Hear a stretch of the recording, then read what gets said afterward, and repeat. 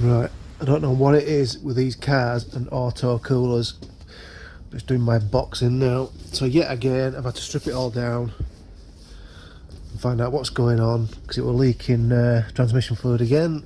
And lo and behold, let's have a look. You can see there, where are we? There, wet pipe's blown through again. And luckily it's still held on. It's gone through the outer rubber layer. I don't know if you can see that. No, you can't, can you? I'll have to take the pipe off and have a look. So yeah, yet again. So I think what I'm going to do, I'm going to take the oil cooler out completely, take the pipes out completely from the gearbox side. I'm just going to take the full lot to a hose repair specialist, see what they can come up with.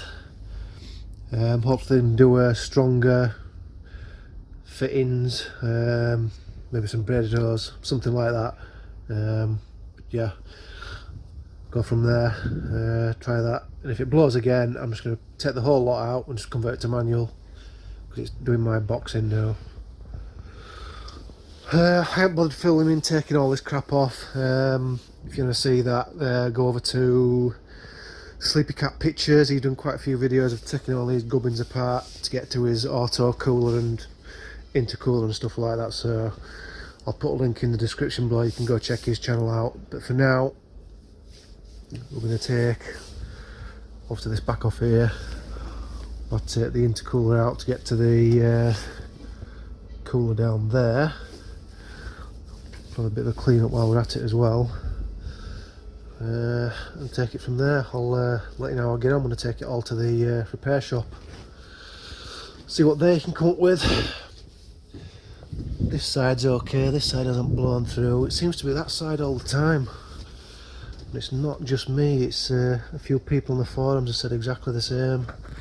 So we need to come up with a better solution. Obviously you can get the standard hose, which is, I think it's £89 per side, I think, or 210 for the pair.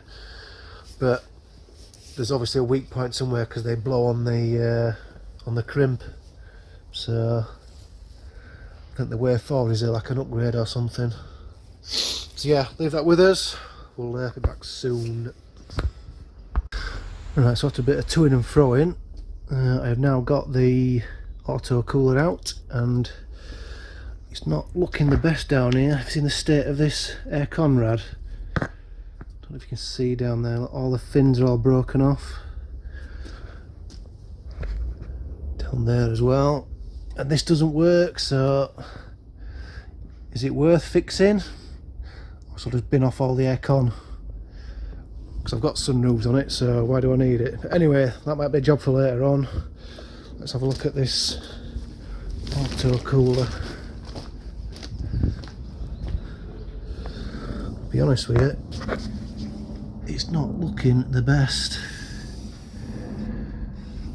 All broken fins.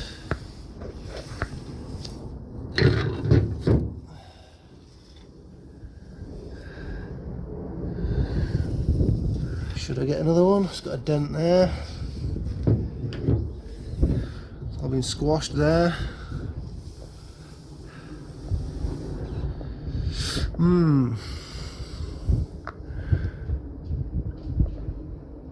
Decisions.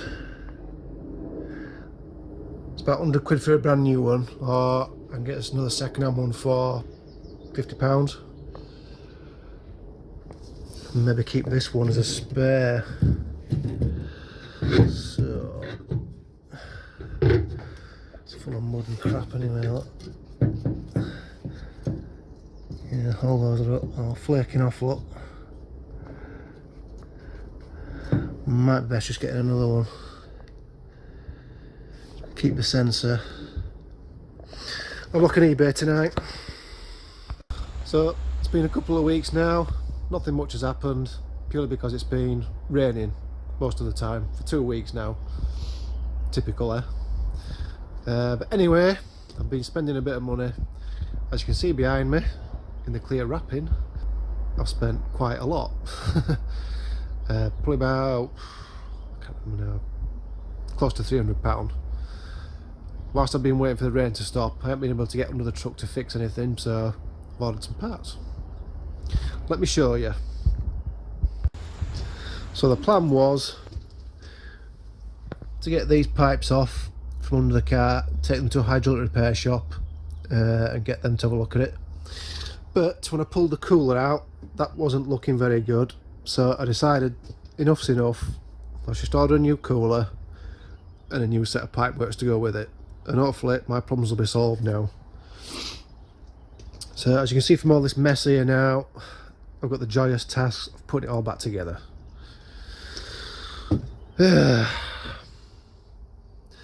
So the cooler's going to go in first down there. I have to push this forward slightly to get the room in there. Intercooler on top of that. Bolt everything back together. And at a later date, we're going to have to address this issue. Replace the condenser, the fan. We've also got an aircon leak there as well. So more expense later down the line. But anyway, I'm not bothered about that. Don't really need air conditioning at the minute because we've got sunroofs anyway, and the weather is on the bit cold side, which is disappointing for me. But anyway, so that is where we're at. So these I've ordered from Malting's 4x4. So all makes 4x4. Where are these made? Are they made in China? Does it say? Manufactured. Doesn't say. Doesn't say. Anyway, they are brand spanking new, so we shall see how we get on with these. But I'll show you the old pipe, what happened to it. Just bear with me.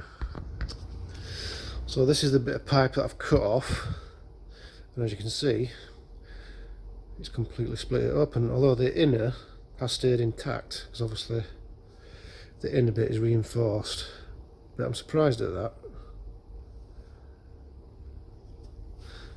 My guess is possibly poor circulation in cooler, because this is the old cooler here. It's a bit, it's looking a bit crusty. Some of the fins are damaged down here, and just there you can see it's been pressed in a bit, so I don't know. Better safe than sorry, get a new one. They're not that expensive, so, and some new pipes along with it, and that should sort it. So we'll dig some tools out, we'll get this cooler fired in. Right, that's the new cooler in. Intercooler's back in. It's all screwed up. All the horns are back in. Anyway, and the brackets for the cooler and stuff, which is behind there. I haven't bothered filming all this, putting back together. There's a much better video on YouTube. If you head over to Sleepy Cat Pictures, he's got an in-depth video in about 5 or 6 parts, how to take your cooler out, intercooler out and everything, and how to put it all back together. So if you head over to his channel, you'll be able to see all that. So this is just a quick video of watching me just reassembling everything basically, so to get this up and running again.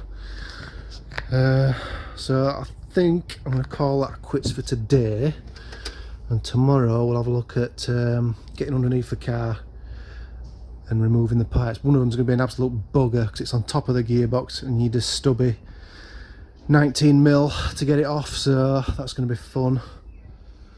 So we'll leave that for now and we'll come back again tomorrow. Right, so we're underneath the car now, and you can just see the oil cooler pipes there, heading towards the back of the gearbox. So we need to get rid of, undo these clamps here that clamp both pipes together. So there's one there, and one, where are we? Zoom, just there. And we need 2 hands for this, so I can't film this bit, so it's probably about a 7 or an 8mm for that. We'll get them off and see where we're at. Right, so I've got the 2 brackets off from up there. One were 8mm, that one there were 10mm, and now onto the fun stuff, because as you can see, This one's straightforward, 19mm, but this one is going to be a pig. I'm going to need either a crow's foot spanner or a short stumpy 19mm, neither of which I've got. So yeah, that's going to be fun. I'm getting bits in my eyes. Bloody hell. Let's get this one off first. You can see both pipes run in parallel around the engine, and then one comes up this side. So yeah, fun. How do? Welcome to a sunny Sunday. Laid underneath the Land Rover, and I'm completely filthy. Let me turn you down and show you what I'm doing. So we're putting some new cooler pipes in.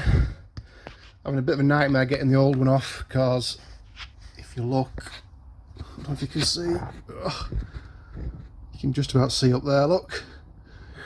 That is a tight spot. So what I've had to do is, I've tried to get in with a crow's foot spanner,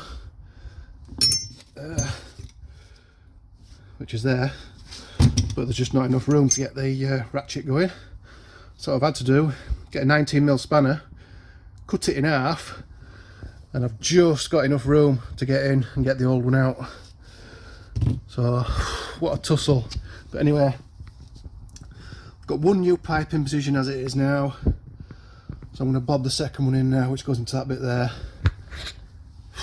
and we'll carry on.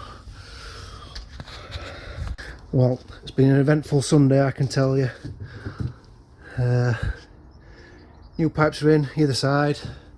I've just started building this side back up with battery tray and everything. Probably can't see it. Connected back up that side.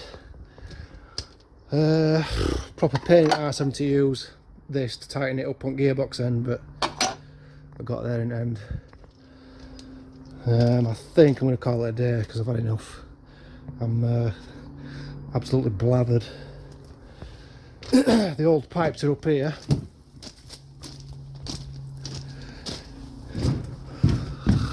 So that's my bodged bit of rubber I've put on. One side held, the other side didn't.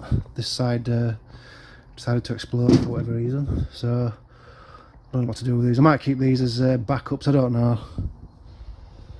Emergency spares maybe. But for now, I have had enough. Stupid bumper cap kept falling off. Let's get some more clips for them. So hopefully early next week, tomorrow or Tuesday, I'll get this thing fired back up again. Get driving it again. Yeah, so until Monday or Tuesday, we'll see you in a bit. With a nice Sunday, what am I on about? Sunny afternoon. Got everything back together, air filters on, all those are connected back up and everything, battery tray in, most of the cables connected up, computers in. Before I put the front grille back on, I'm going to take these crossbars off, give them a bit of a wire brush and some black ammonite. We'll tackle the condenser and the fan another time because it's cost me quite enough as it is. So we'll get the main job done, get the cooler, obviously got the cooler all done, and test the oil level tomorrow, make sure that's alright, and then get her fired up again. So let's crack on with this anyway. So it's the next morning, and these bars that I've sprayed look pretty good. Wire brushed all the rust and crap off them before I sprayed them, so we'll get those done. And I used good old Mr. Hammerite for that. So let's grab them and we'll go put them back on. Right, that's them back on. Looks pretty smart. Just got to tighten them up. This fog light ain't doing too well, is it? That's what you get for paying for cheap eBay ones, I suppose. Might have to crack all these nuts off try and get into it and reseal it somehow. But for now, I'll get all this front end built back up, all the grill and everything. Right, we're pretty much buttoned up here now with this. Everything's back together on the front end. All I've got to do now is fire it up and then top the fluids up in the gearbox. But before I do that, I've got another job to do.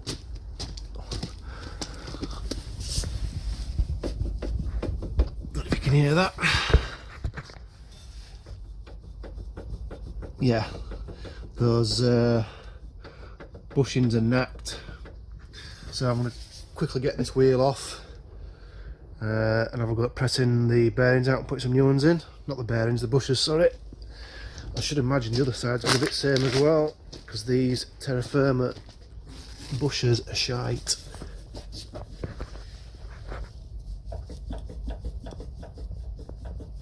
Yeah, that's the same as well. So that's how I got doing that then. Right, so yesterday I got the shocks out.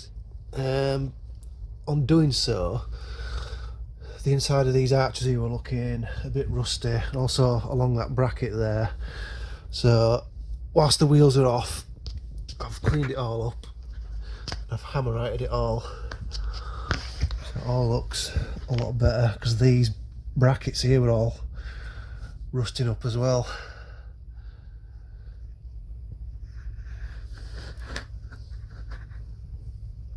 So yeah, particularly along there as well, it was rusting up. Same the other side. This side were a bit worse actually. So yeah, you can see it's all looks a lot better now.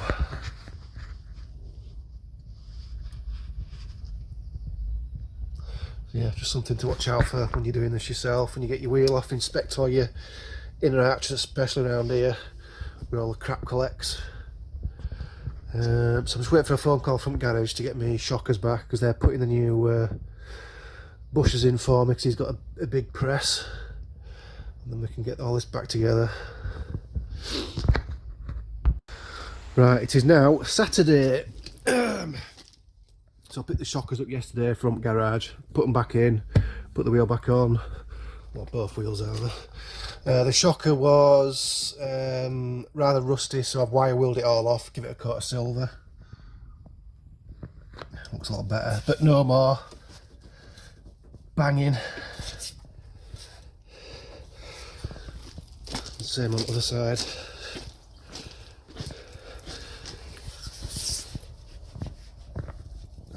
No clanging. So that's the rear end sorted. So when I get a minute, I'll top up the gearbox with fluid, and then we should be good to go. So topping up the gearbox time. Typically they're fucking getting more out of the bottle than we are at fucking gearbox at the minute. Fucking spilling all over bleeding oil. Anyway, gone through all gears. Time to do one more top up and it should be alright. So I'm going to call it an end for this episode. The next one should be something about my wife's MG, so I won't spoil you on that one. So if you keep your eyes peeled, next week or so that episode will be up soon. So all the usual, thanks for watching and all that. We'll see you again on the next one.